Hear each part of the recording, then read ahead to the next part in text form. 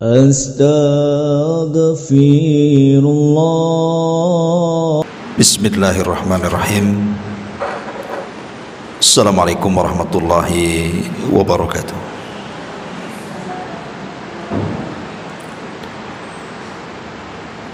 Alhamdulillah,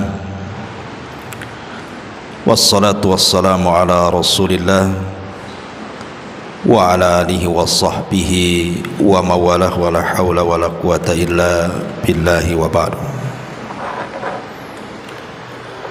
Kita lanjutkan kajian kita, masih membahas kitab Arba'in Nawawi,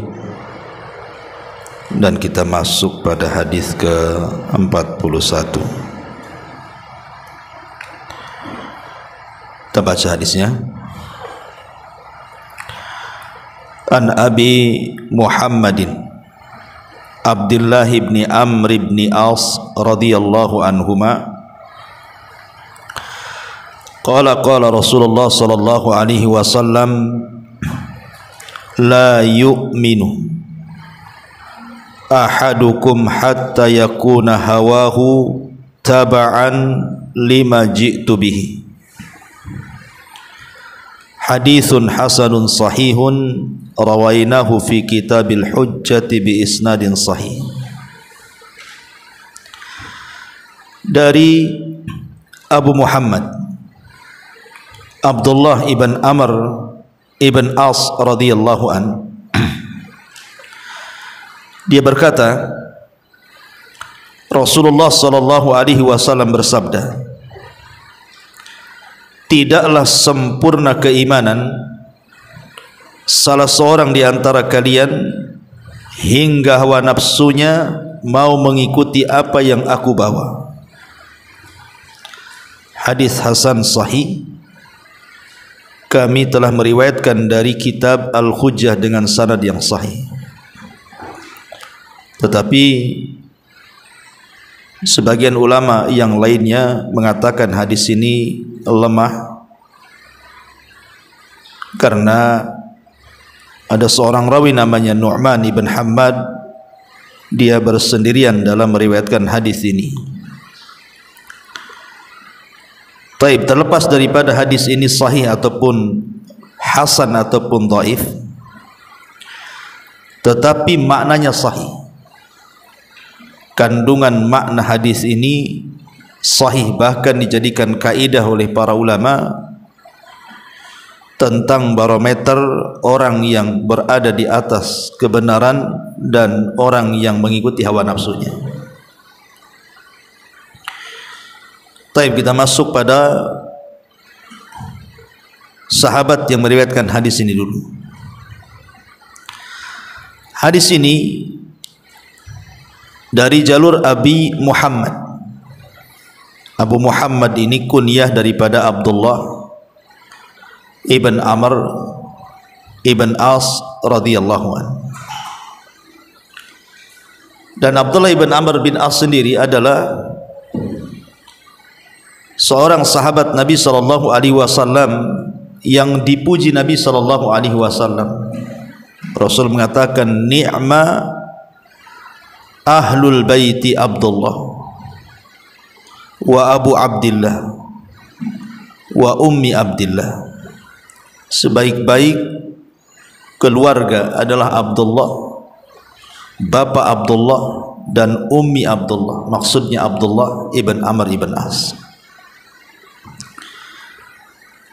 Dan beliau subhanallah mendapatkan hidayah, masuk Islam sebelum ayahnya. Jadi dia masuk Islam duluan, baru kemudian ayahnya masuk Islam. Karena ayahnya ini telat masuk Islam, Amr ibn As ini. Tapi putranya Abdullah ibn As ini masuk Islam duluan daripada ayahnya. Bahkan dia menjadi satu di antara sekian para sahabat yang paling banyak mencatat hadis Nabi. Bahkan Abu Hurairah radhiyallahu an, kita ma'rufi Abu Hurairah, orang yang paling banyak menghafal hadis Nabi.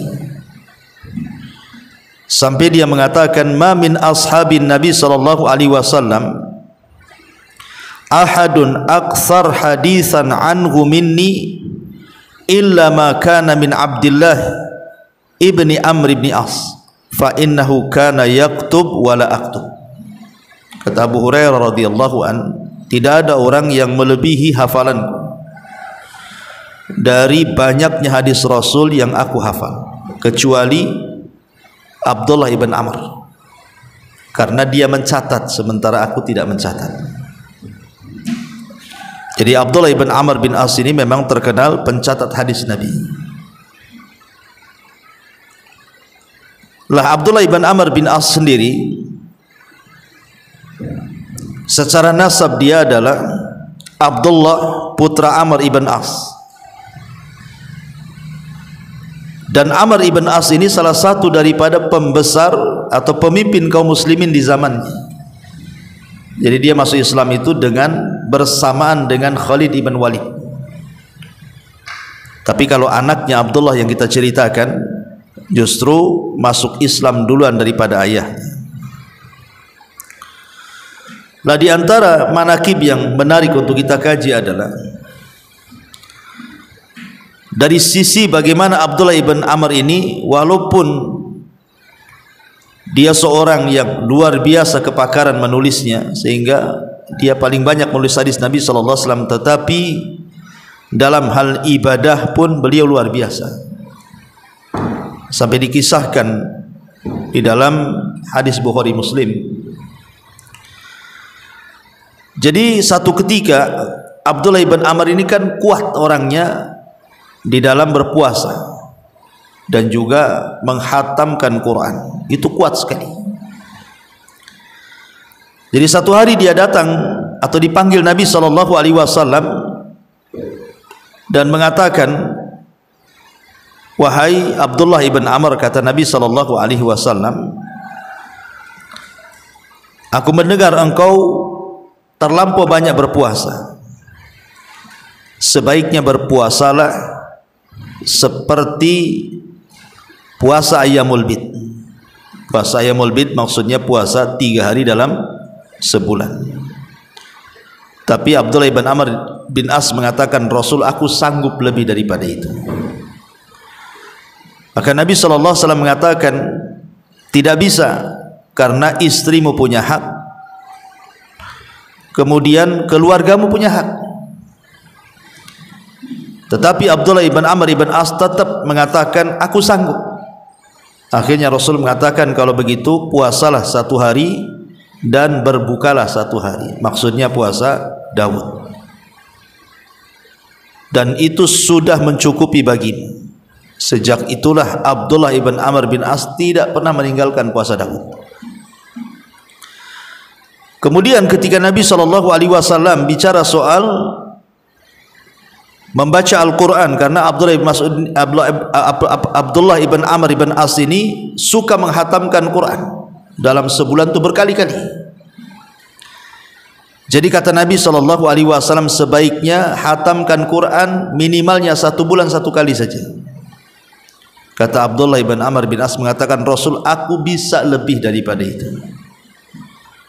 Kalau gitu, kata Rasul, setiap 20 hari 1 kali. Kata dia, aku bisa lebih daripada itu. Kata Nabi SAW, kalau begitu setiap 10 hari 1 kali, dan jangan kau tambah, karena istrimu punya hak dan keluargamu punya hak. Maka sejak itu pula beliau menghatamkan Quran setiap 10 hari 1 kali.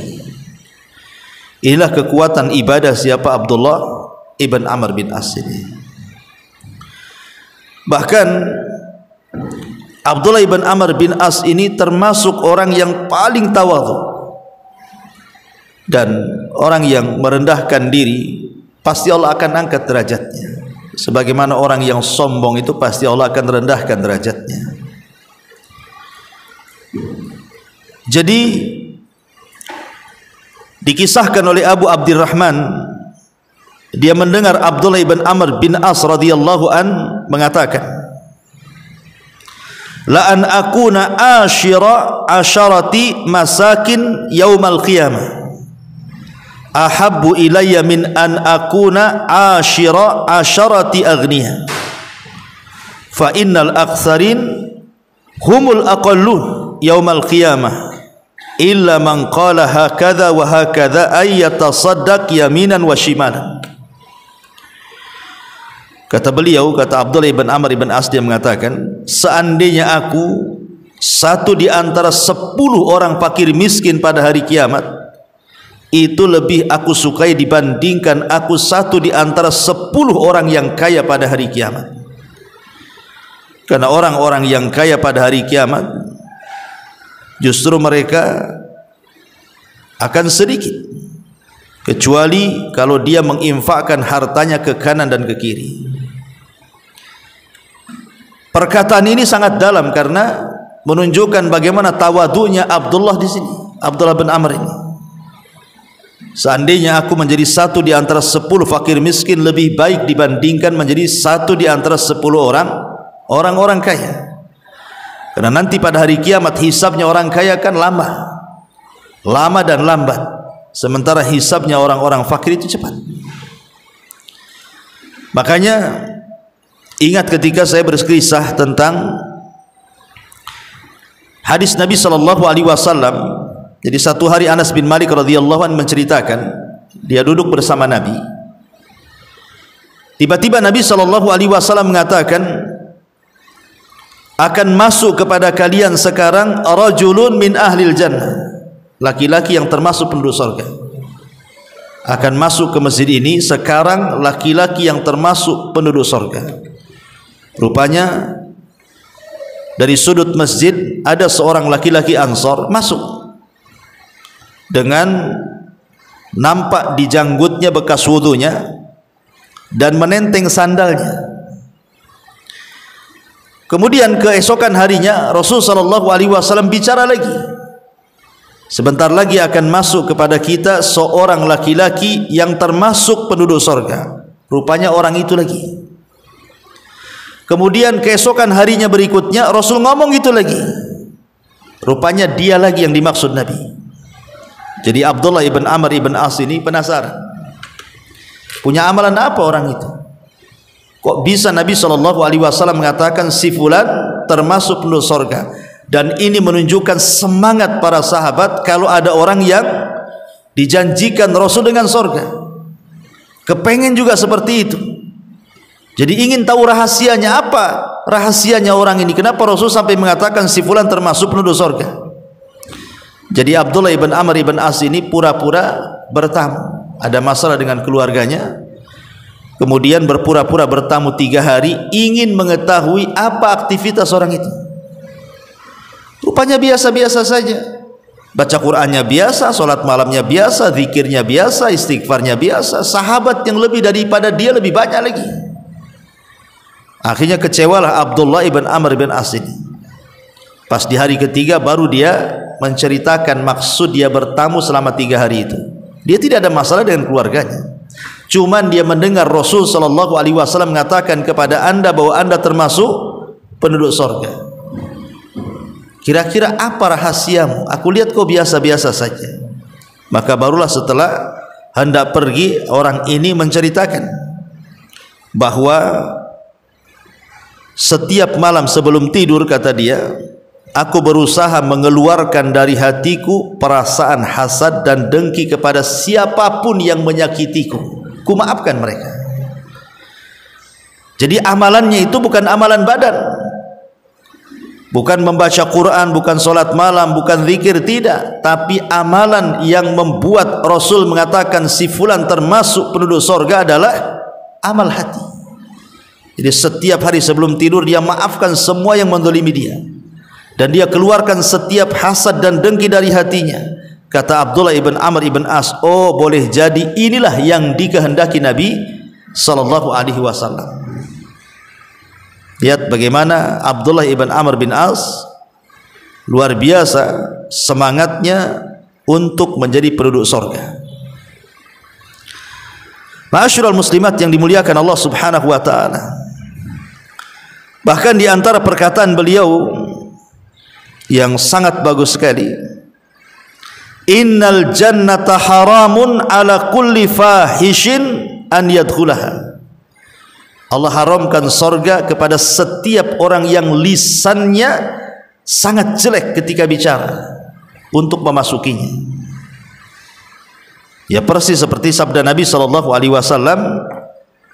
bahwa orang yang tidak bisa menjaga lisan maka diancam dengan neraka. Kata Nabi SAW, sesungguhnya ada seorang hamba yang mengucapkan satu kalimat tanpa sadar. Rupanya kalimat itu membuat Allah murka sehingga Allah masukkan ia ke dalam jahanam sejauh barat dan timur. Ma'asyiral muslimat yang dimuliakan Allah Azza wa Jalla, itulah sekilas daripada biografi Abdullah ibn Amr ibn As radhiyallahu anhu. Abdullah ibn Amr bin As ini menceritakan sebuah hadis dari Nabi SAW. Apa kata Rasul?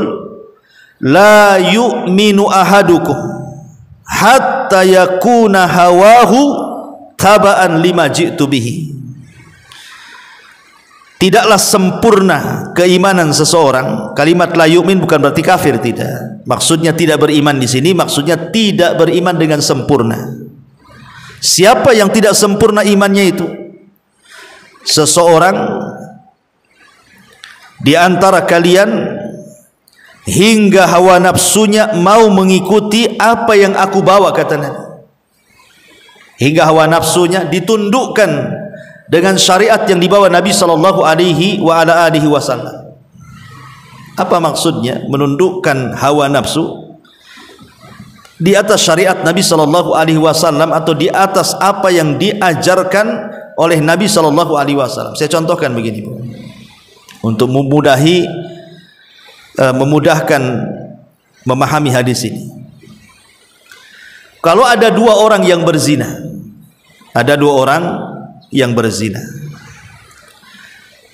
kemudian dua orang laki-laki yang gemar berzina ini, atau dua orang wanita yang gemar berzina, terserah siapa saja, dinasihati, jangan berzina karena Allah mengharamkan zina.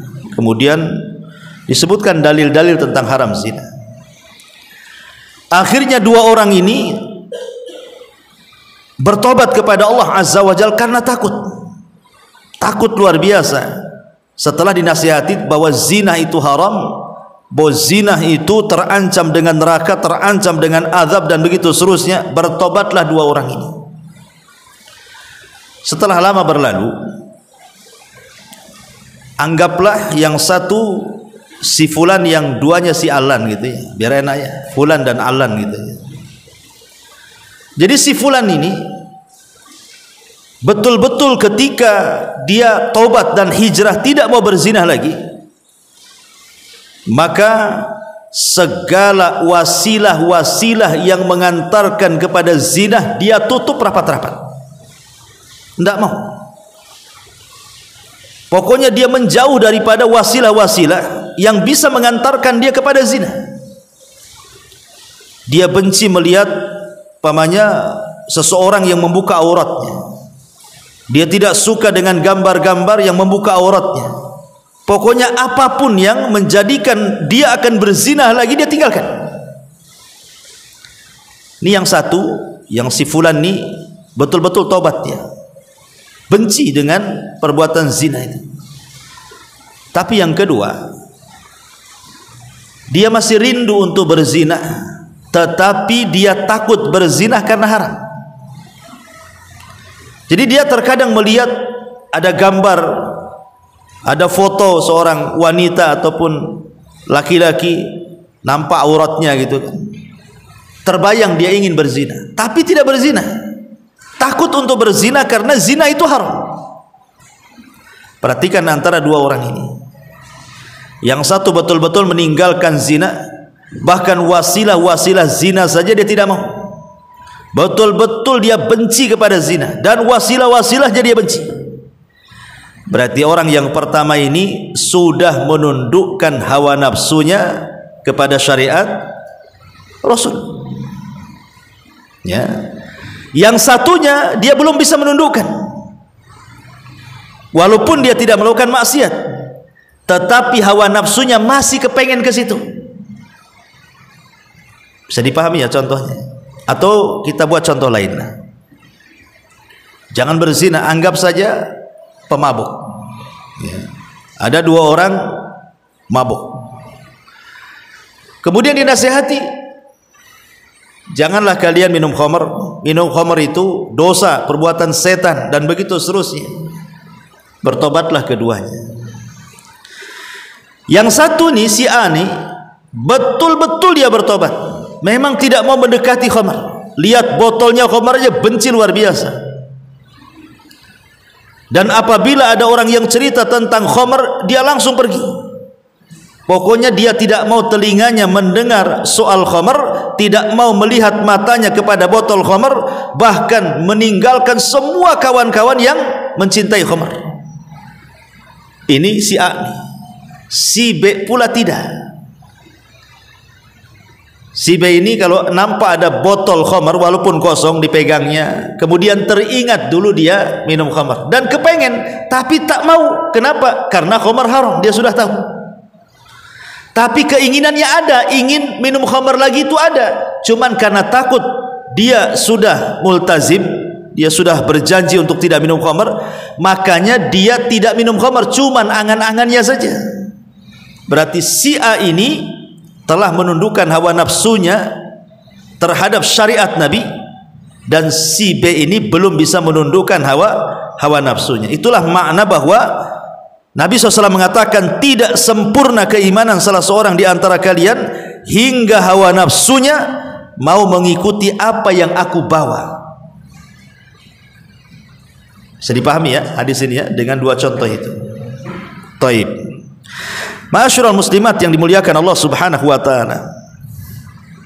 Hadis ini dijadikan kaidah oleh para ulama tentang ta'zim, pengagungan terhadap dalil.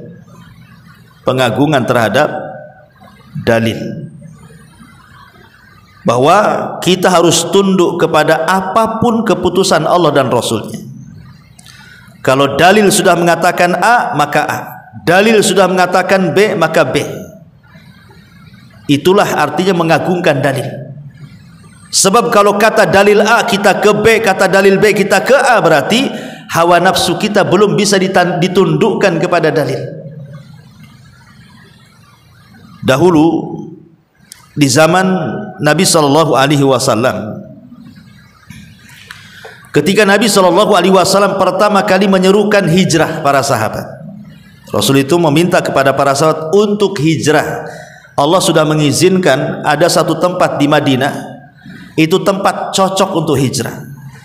Ayo kita sama-sama hijrah. Kita bangun kota Madinah menjadi kota Islam. Rupanya ada sebagian sahabat yang tidak mau hijrah. Alasannya masih sayang dengan bisnisnya. Ini kalau hijrah ke Madinah mau cari kerja apa di sana? Ya. Masih sayang dengan keluarganya, masih sayang dengan rumahnya, masih sayang dengan peternakannya. Akhirnya karena ada sebagian kecil yang masih sayang dengan urusan dunia, Allah turunkan ayat kepada mereka. Surah At-Taubah ayat 24. Allah mengatakan, "Qul in kana aba'ukum wa abna'ukum wa ikhwanukum wa azwajukum wa ashiratukum wa amwalun iqtaraftumuha wa tijaratun tahsawna kasadaha wa masakinu tardawnaha ahabba ilaikum minallahi wa rasulih wa jihadin fi sabilihi fatarabbasu hatta ya'tiyallahu bi amri wallahu la yahdil qaumal fasikin." Katakan ya Muhammad kepada mereka itu, orang yang tidak mau hijrah karena masih cinta dunia, katakan kepada mereka, jika bapak-bapak kalian, anak-anak kalian, saudara kalian, pasangan kalian, keluarga kalian, harta yang kalian cari, perniagaan yang kalian takut akan kebangkrutannya, atau tempat tinggal yang kalian sukai, itu lebih kalian cinta dibandingkan Allah, Rasul dan jihad, tunggu, Allah Subhanahu wa taala nanti akan datangkan urusannya kepada kalian, karena Allah tidak suka dengan orang-orang fasik. Lihat ayat ini semakna dengan hadis tadi, bahwa kita jangan sampai hawa nafsu kita ini liar, Karena hawa nafsu ini terbagi menjadi dua kan. Ada hawa nafsu yang baik, ada hawa nafsu yang tidak baik. Kapan hawa nafsu itu baik? Apabila bisa ditundukkan dengan syariat, maka hawa nafsu itu jadi baik. Seperti hadis ini, tidak beriman seseorang sampai hawa nafsunya tunduk kepada apa yang aku bawa, kata Rasul. Berarti hawa nafsu yang seperti ini terpuji, karena hawa nafsunya tertundukkan dengan syariat.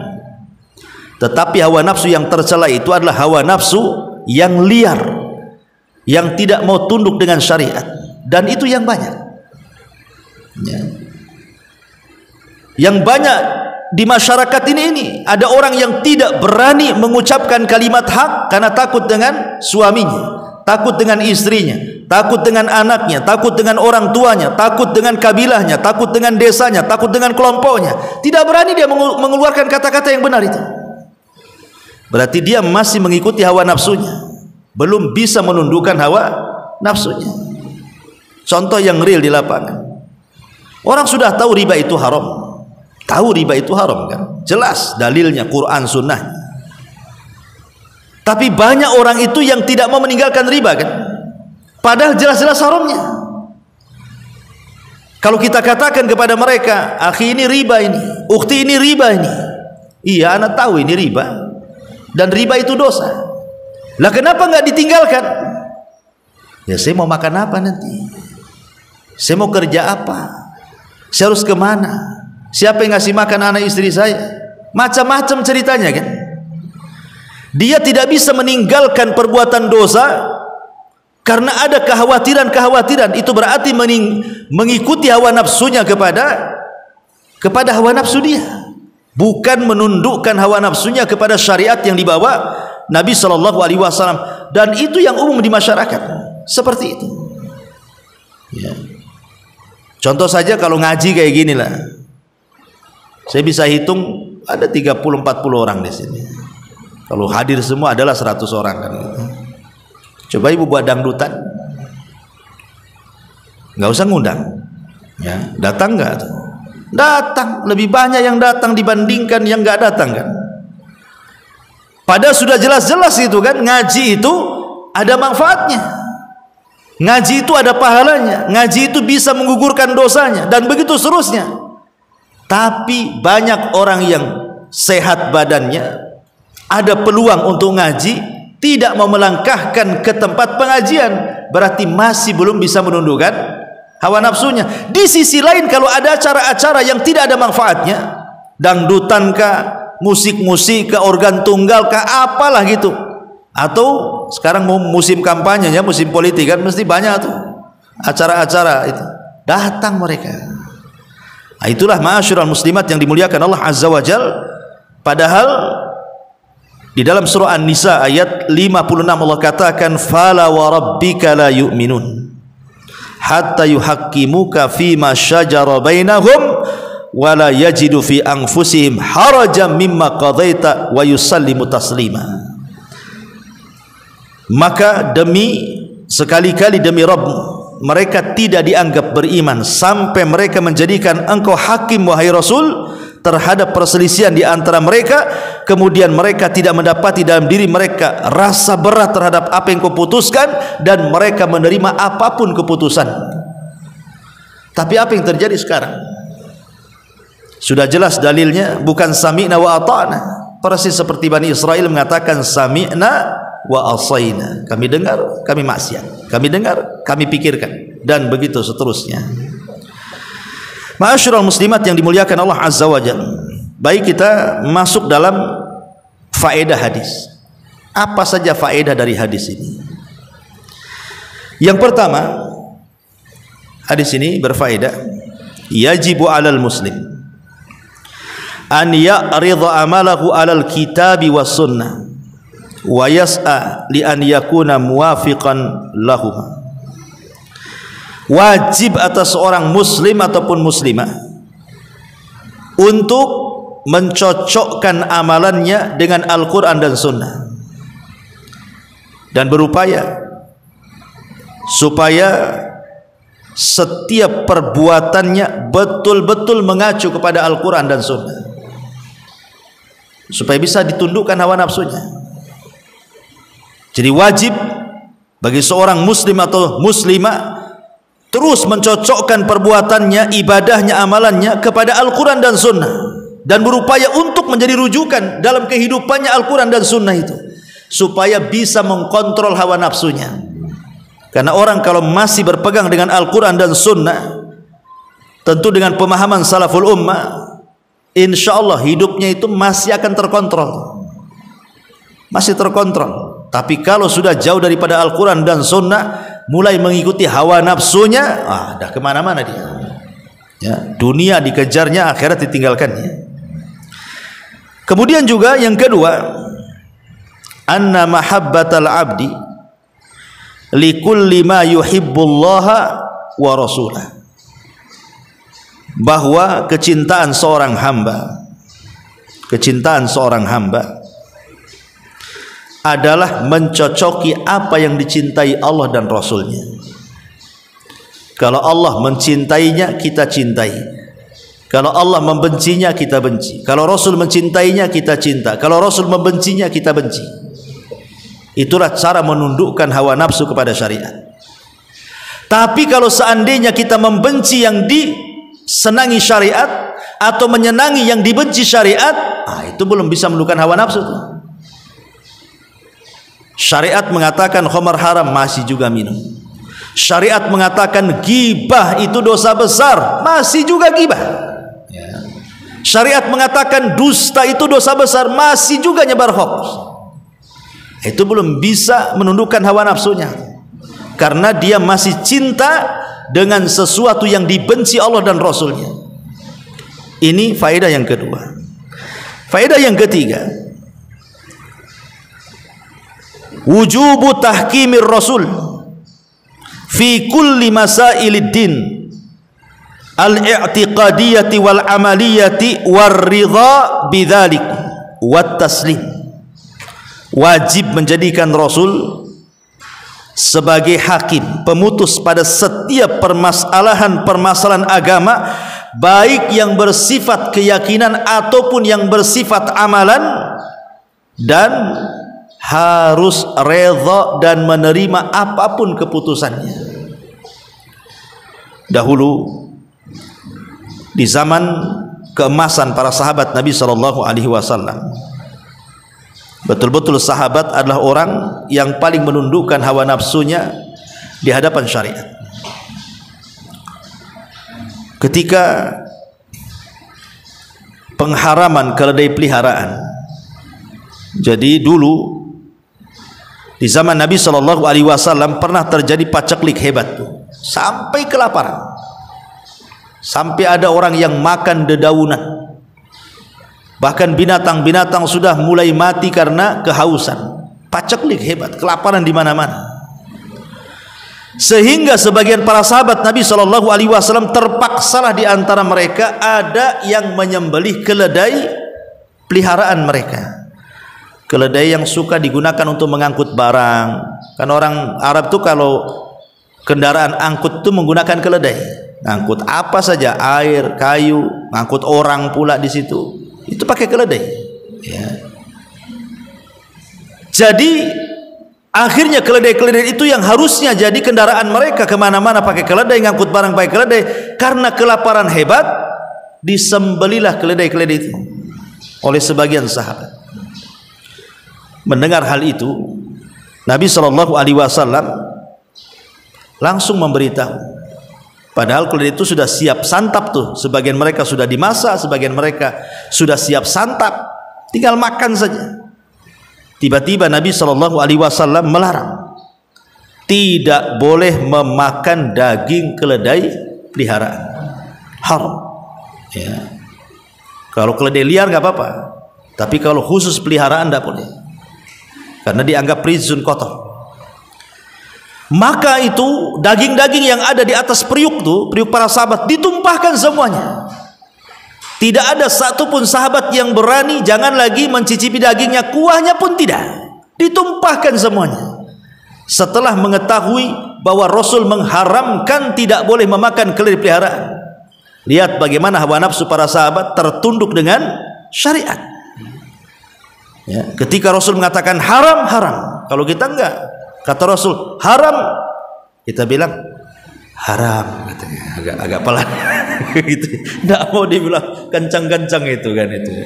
Atau dibilang halal pula gitu ya.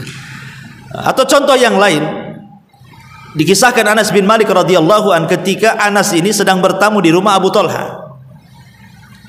Minuman para sahabat itu, Bu, itu biasa minum khamr. Sahabat itu dulunya juga pemabuk ya, sebelum diharamkan khamr itu. Jadi Anas bin Malik radhiyallahu anhu biasa menuangkan khamr di tamu-tamu sahabat Rasul di rumah Abi Talha radhiyallahu anhu.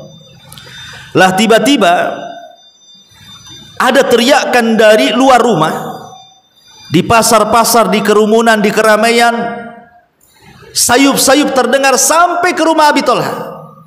Jadi Abu Talha ngomong sama Anas tuh, Anas, ukhruj fasma madza yaqulu munadi yunadi. Keluar kau Anas, ngomong apa orang itu di luar tuh, kok ramai kali. Maka Anas pun kemudian keluar. Setelah beberapa saat datang lagi, kemudian ngomong sama Abu Talha, ya Abu Talha, Nabi SAW sudah mengutus seseorang untuk mengumumkan di halayak ramai manusia, ala wa innal khamra qad hurrimat. Ingatlah sesungguhnya khamr diharamkan. Mendengar hal itu, Abu Talha pun langsung terdiam. Dan manusia yang di pasar-pasar bergerak pulang, yang ada di keramaian bergerak pulang. Kemudian semua menuangkan khamr-khamr yang ada di rumah mereka, di depan rumah-rumah mereka, sampai perawi hadis mengatakan hatta salat syawari'ul Madinah, sampai gang-gang kota Madinah itu banjir gara-gara khamr yang dituangkan para sahabat Nabi SAW. Lihat bagaimana ketundukan hawa nafsu para sahabat betul-betul ditundukkan dengan syariat. Ketika Rasul mengatakan khamr haram, haram, sudah selesai. Tidak ada istilah mereka, saya kan sudah kecanduan, biarlah saya sedikit-sedikit meninggalkan. Biasa satu hari 5 botol, nanti saya kurangi besok 2 botol, lusa 1 botol, lusanya 1 gelas, lusanya lagi 1 sendok, baru saya buang botol-botol sendok-sendoknya, katanya.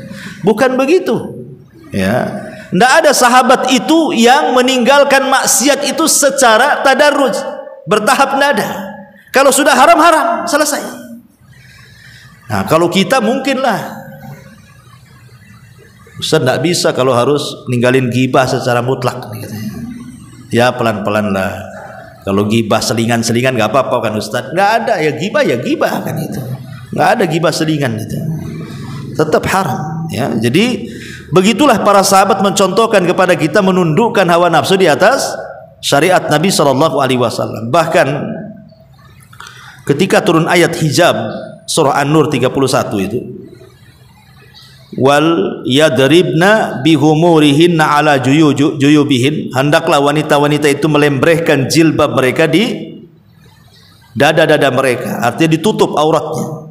Subhanallah, semua wanita pulang ke rumah,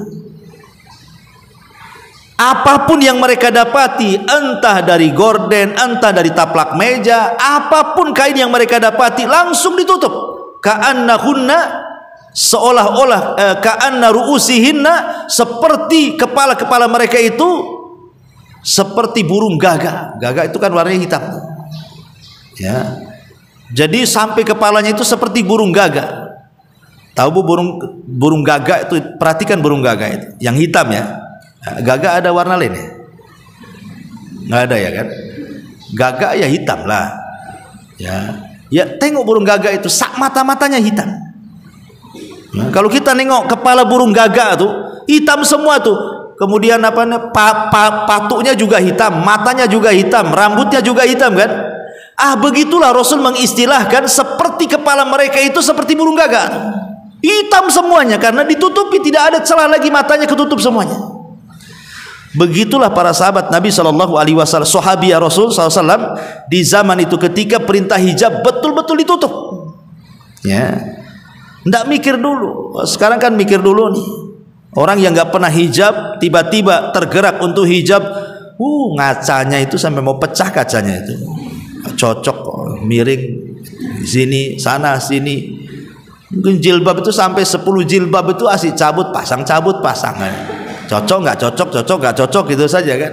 Anda minta pula pendapat orang, cocok nggak katanya. Kalau nggak cocok saya nggak pakai jilbab katanya. Ini gimana ceritanya ya?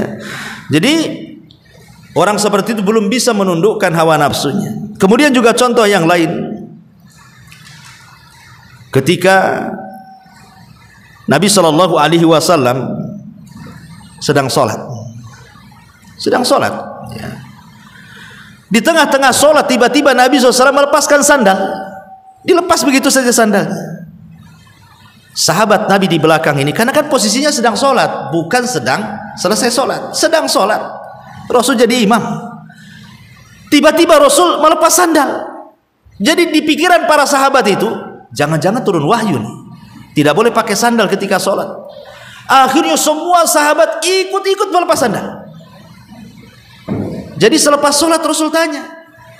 Rasul itu punya mukjizat, mampu memandang ke belakang seperti memandang ke depan. Itu mukjizatnya Nabi ya. Dia tidak perlu CCTV Nabi itu. Jadi ke belakang dan nampak dia, sebagaimana dia nampak memandang ke depan. Kata Rasul, kenapa kalian ikut-ikut melepas sandal ya. Sahabat polos saja, Rasul, kami melihat Anda melepas sandal, kami pula ikut melepas sandal. Kata Rasul, jangan. Tadi aku sholat melepas sandal itu karena Jibril datang memberitahu di sandalku ada kotoran, makanya aku lepas. Pertanyaannya, apa di sandal kalian ada kotoran? Coba lihat. Jadi sahabat itu apapun yang dilakukan Rasul langsung dilaksanakan, tidak terpikir sama sekali begini begitu, tidak ya. Seperti Umar bin Khattab tuh ketika mencium Hajar Aswad, dia mengatakan, hei batu, aku tahu kau ini seonggok batu. Kalau aku tidak melihat Rasul mencium kamu, buat apa aku cium kamu tuh? Bayangkan otak secerdas Umar saja tunduk kepada syariat Nabi. Itulah makna daripada tidak sempurna iman seseorang sampai hawa nafsunya bisa ditundukkan dengan apa yang aku bawa, kata Nabi. Ya, ini juga diantara faedahnya. Kemudian faedah yang keempatnya, faedah yang keempat, annahu la khiyara li ahadin fi amri qadahu Allah wa rasul. Tidak ada pilihan bagi seseorang apabila Allah dan Rasulnya sudah memutuskan sebuah perkara. Tidak ada pilihan kecuali harus taat. Tidak ada pilihan. Di zaman Nabi ada seorang laki-laki namanya Julaibib. Pernah tahu bukan kisahnya Julaibib? Julaibib ini sahabat Nabi SAW yang paling fakir, tidak punya rumah sama sekali. Jadi atapnya langit, ya rumahnya bumi. Dia tidur sembarang tempat. Tidak punya nasab yang bagus, tidak punya harta, tidak punya kehormatan, bahkan hampir tidak dikenal. Datang saja tidak menggenapkan, pergi pula tak mengganjilkan. Nah, itulah Julaibib ya. Jadi Julaibib ini satu hari dipanggil oleh Nabi. Ini sahabat sedang kumpul gini, sini Julaibib ya. Ada apa wahai Rasul? Kata Nabi SAW, Julaibib, tidakkah kau mau menikah? Tidakkah kau mau menikah? Ala tatazawwaj? Kata Julaibib, ya Rasulullah. Lihat, Julaibib tidak mengatakan aku tak punya harta untuk mahar, aku tak punya uang untuk walimah. Bukan itu yang dijawab oleh Julaibib ketika Rasul mengatakan, kenapa kau tak menikah? Kata Julaibib, Rasul, wanita mana yang mau dengan Julaibib? Nah, itu jawabannya ya. Kalau ini yang jadi jawaban, susah orang mau nikah ya. Tapi kalau bilang saya nggak punya harta, bisa dikasih harta nikah. Tapi kalau jawabannya wanita mana yang mau dengan Julaibib, walaupun punya harta tetap wanita tamu dengan saya, gitu seolah-olah. Akhirnya Julaibib pergi, disangka Rasul ini mungkin bercanda kan gitu. Besoknya datang lagi, dipanggil lagi, hei Julaibib, afala tatajawaz? Menikahlah, kata Julaibib sambil agak emosi. Rasul, kan sudah kukatakan kemarin, siapa yang wanita yang mau dengan Julaibib? Pergi dia. Besoknya dipanggil lagi, pertanyaannya sama. Julaibib, kenapa kau tak menikah? Marah Julaibib sama Nabi. Rasul, sudah kukatakan wanita mana yang mau dengan Julaibib? Sudah. Ya. Kata Rasulullah, begini Julaibib, saya utus kamu temui rumahnya si fulan. Itu rumah berada di tengah-tengah rumah-rumah Ansar. Di rumah itu ada anak gadis. Katakan kepada orang tuanya, saya adalah utusan Rasul. Nikahkan putrimu denganku, ini keputusan Nabi. Cukup ngomong gitu saja. Berangkat Julaibib. Ya. Kemudian betul-betul sudah ketemu tuh rumahnya. Diketuknya rumah itu, assalamualaikum. Yang buka bapaknya, waalaikumsalam. Kaget bapaknya. Julaibib, ngapain kau kesini? Tidak wahai fulan, inni rasulillah sallallahu alaihi wasallam, jawiz ibnataka alayya, hadza amrun nabi. Apa kata Julaibib? Begini wahai tuan, aku adalah utusan delegasi Nabi. Nabi yang menyuruh aku kemari, katanya engkau punya anak gadis, nikahkan anak gadismu denganku, ini perintah Nabi katanya. Kata bapaknya geleng-geleng kepala, apa enggak ada orang selain Julaibib? Kenapa tidak Abu Bakar saja? Kenapa tidak Umar? Kenapa tidak Utsman? Kenapa tidak sahabat yang lain? Kenapa mesti Julaibib? Kata bapaknya. Tapi karena ini perintah Rasul, kata bapaknya, tunggu dulu, saya harus runding dengan ibunya. Masuklah bapaknya kepada ibunya dan mengatakan bahwa Rasul mengutus anak muda dan mengatakan nikahkan putrimu denganku. Kata ibunya, dengan siapa? Julaibib. Hah, Julaibib? Apa nggak ada lagi selain Julaibib? Katanya. Ya, karena Julaibib ini disebutkan orangnya hitam, pendek, miskin, tidak punya nasab, tidak dikenal orang. Macam mana orang mau dengan Julaibib kan gitu? Tapi karena ini perintah Rasul, akhirnya Julaibib datang. Tapi kedua orang tuanya ini agak berat gitu. Kalau dengan Abu Bakar pikir poligami lah kan, begitu istilahnya kan. Janganlah dengan Julaibib gitu. Dengan Utsman ke, dengan Abdurrahman bin Auf ke, terserahlah. Jangan dengan Julaibib pokoknya.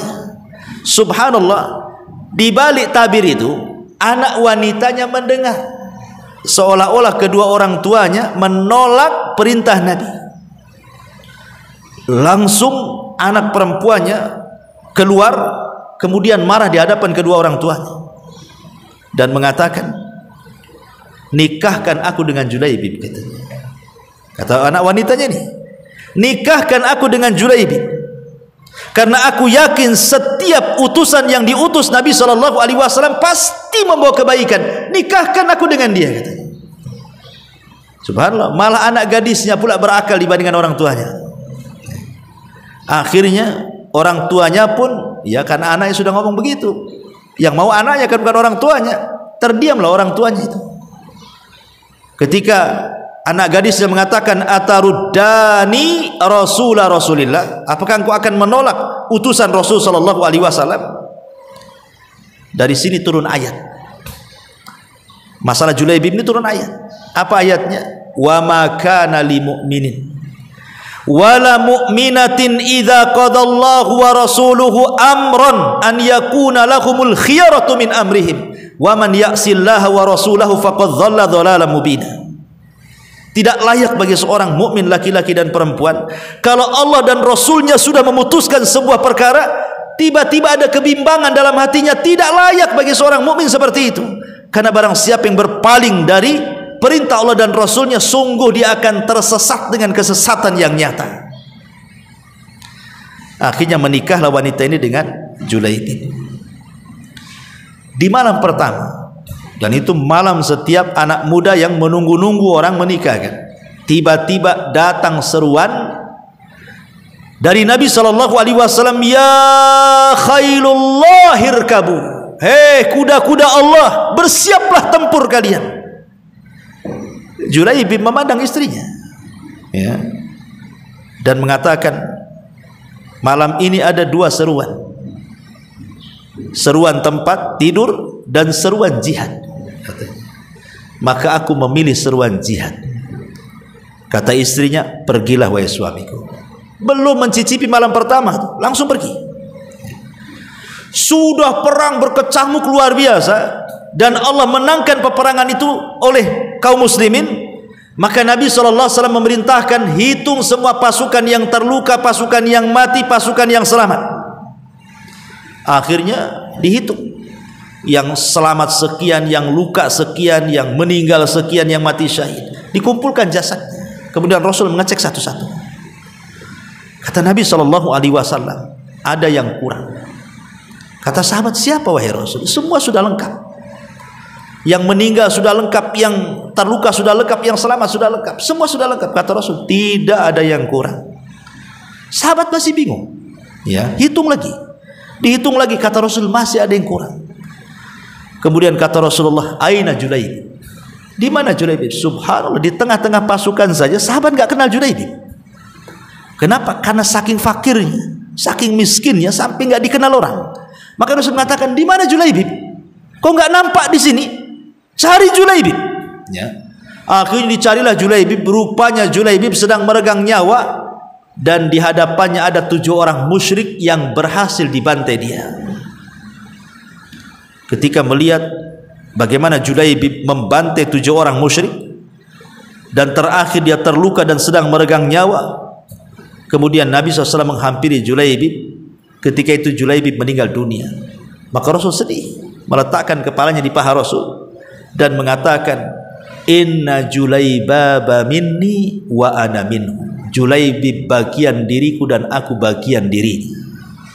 Lihat bagaimana ketundukan kisah ini, bahwa kalau Allah dan Rasulnya sudah memutuskan sesuatu, jangan ada pilihan, karena itu bentuk menundukkan hawa nafsu kepada syariat. Inilah diantara faedah hadis ke-41. Wallahu a'lam bishawab.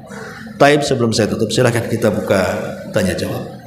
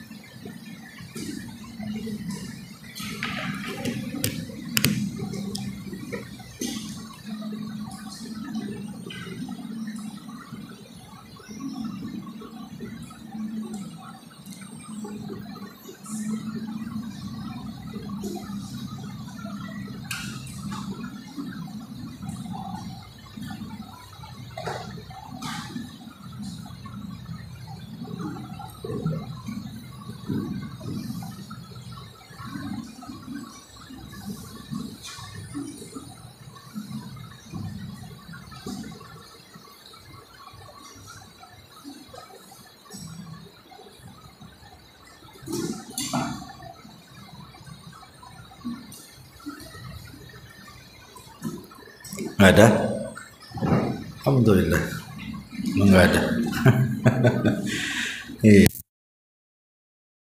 Perhatikan gambar.